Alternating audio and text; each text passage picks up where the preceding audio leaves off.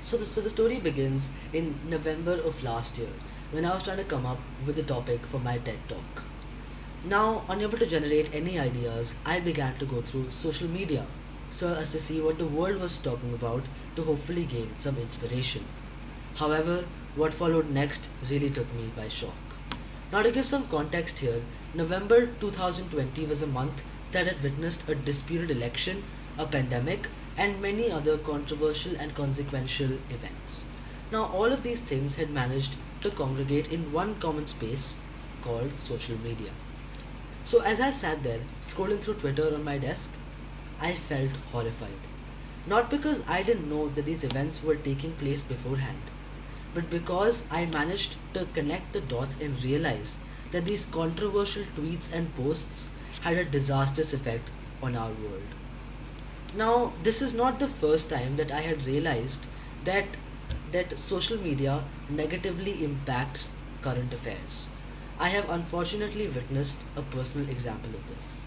Now, my parents and I are a part of multiple groups, may it be work groups, may it be family groups, may it be friend groups on social media. Now, unfortunately, all of these groups seem to be filled with radical messages that aim to spread hate towards other groups. For example, my parents commonly get messages which state things like India is a Hindu country which is only meant for Hindu nationals and for people who adhere to Hinduism. All other faithful groups must get out of the country and find someplace else to live. Now, while most ignore such messages as spam, there are there are some who believe it blindly. Now, this blind belief, when expressed, can turn into something violent and can turn into something which has adverse effects. That is why today I would like to talk to you about how social media has ruined the way that our government works and the amount of trust that we, the people, have in it. Now, before I begin though, I am certain that most of you will be thinking of the Capitol Hill riots that took place in January of 2021. While that example does prove my point extremely well, there are three other similar examples that are equally relevant. So, my first example today takes place in the Garden City of India, Bangalore.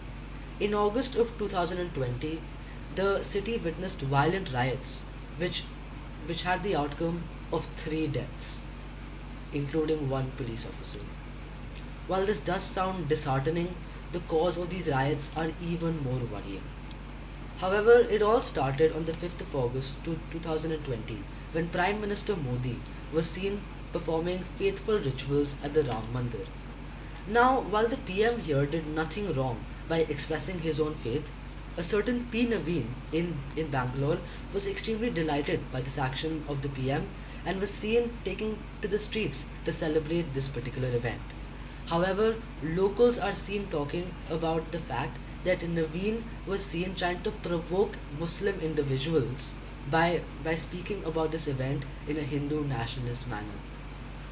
Now, interestingly though, Naveen is an aspiring politician who up until August posted messages about keeping India a secular nation, which was open to all faith groups.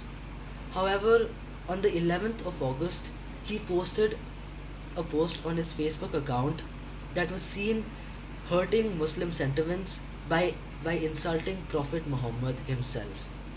That that post quickly went viral, and 600 people gathered at the nearby police station demanding the arrest of Naveen.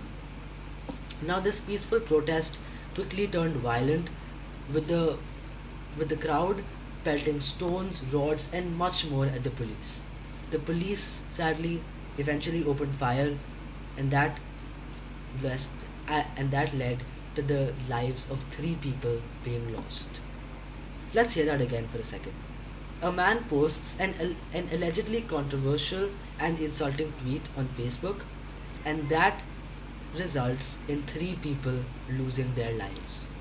That is the power of social media. However, that was just India. This problem is visible worldwide, in particular in the USA, where these next two instances are visible. The first one is about a far right wing group called the Proud Boys. According to the British magazine, the Independent, the Proud Boys are a misogynist, far right, white supremacist, all male gang which regularly incite racial and political violence in the Western world. These Proud Boys have been denying the existence of the pandemic since March 2020 and have been encouraging their followers to be doing the exact same. In fact, a study by the Center on Terrorism, Extremism and Counter Extremism, or the CTEC, shows that the group has tweeted at least 11,000 times about COVID 19. Most of these tweets are anti vaccine and target medical officials like Dr. Anthony Fauci, among others.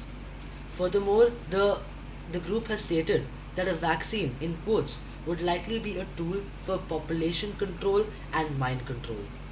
Obviously, the impact of these tweets and conspiracy theories has been tremendous and monumental.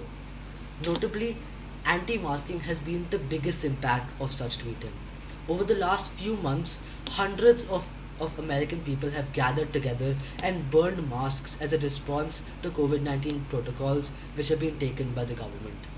In conclusion, the Proud Boys have managed to destroy the trust between the people and the government, along with the safety and well being of millions of their followers. Nevertheless, sadly, we are not done with the USA yet. The Capitol Hill riots are the final example of social media leading to disaster. While shocking, this event was certainly not unprecedented. Since November, President Donald J. Trump's Twitter account has posted multiple misleading and false statements which state things like the election was rigged or that our democracy has been stolen from us.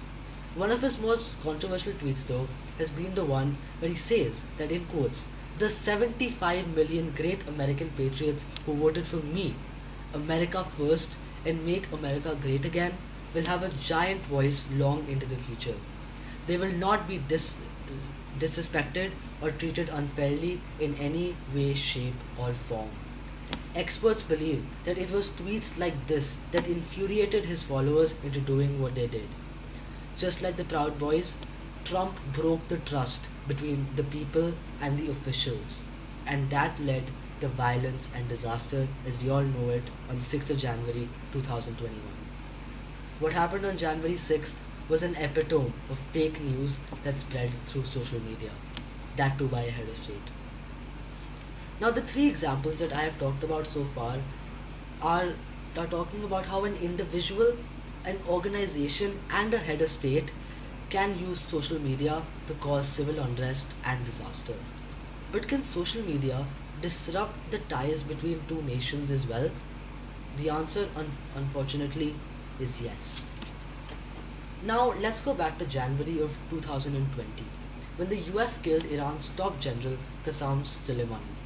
In response, Iran launched multiple attacks on US bases in Iraq, which escalated tensions significantly. The, the two nations were on the brink of war, and social media was not helping. False draft notices, doctored security posted by, by politicians themselves. Still, the biggest factor was the Twitter president himself. Constant threats about nuclear war were open for the public to see. Constant threats about going to war with a country that is as strong were open for the public to see. What should have been happening in the United Nations in a much more professional manner was happening on a micro blogging site called Twitter. Now, thinking about all of these events have made people like me very confused. I don't know what to believe anymore. May it be a head of state or an influencer, they can say whatever they want without being bothered by the consequences. And that's scary. Now, this talk may have made you feel like social media is the doom of our race. However, that is far from the truth. The truth is that while social media has led to violent protests and has led to consequential circumstances, it has also, on the other hand, housed many reforms, peaceful protests, and historical movements. Black Lives Matter, the Arab Spring, and many more great changes have been made because of social media. Moreover, politicians and diplomats like Jacinda Ardern and Antonio Guterres and many more have made sure that those in power use the platform to lead and not to mislead. It is only the actions of a few that have led to social media causing disaster. Still, the problem of fake news continues to pose a giant threat to millions worldwide. However, the only way to solve this issue is awareness about the issue itself. If people don't know that fake news is a very prevalent problem today, they will end up believing whatever they see on the internet or by a random stranger. That is why it is really important that everyone starts to learn more about fake news and how to spot it and how to stay away from it. That is why my final message to you today is that social media is like trying to cross a road. If done correctly, it'll take you to a new place.